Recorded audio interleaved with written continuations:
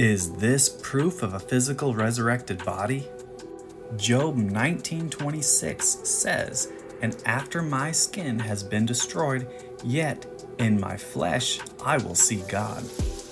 Many Christians use this verse as an Old Testament proof text to show that there's going to be a physical resurrection, because they say Job said, "In my flesh I'm going to see God." And many translations say the same thing. Curiously enough, though, that's not what the text says.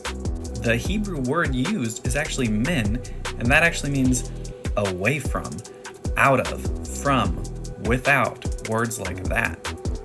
That word is used over 7,000 times in the Old Testament.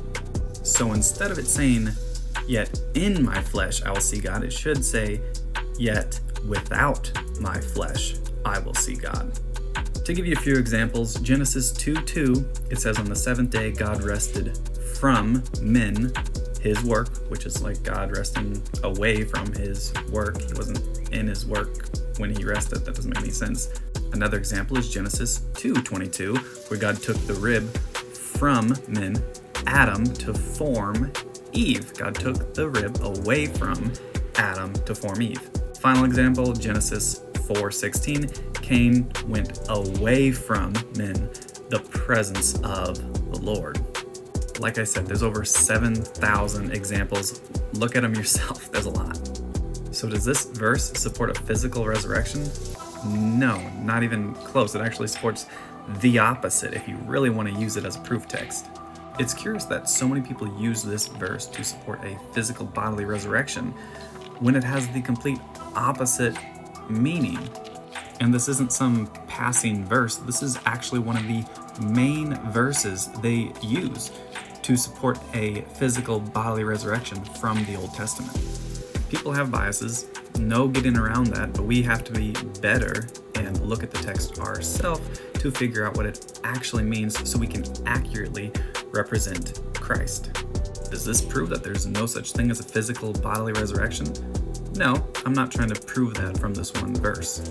I'm just trying to get people to think more about what they're reading and do a deeper dive themselves rather than just taking someone's word for it all the time. And honestly, I'd probably interpret that verse as proof that there is a spiritual resurrection, because Job says without his flesh he's going to see Jesus. So it would be in his spirit is when he was going to see Jesus. But people went to Sheol when they died. That was the place of the dead. So Job had to wait until there was a resurrection from Sheol, a redeeming from Sheol, to actually see God face to face in his spirit.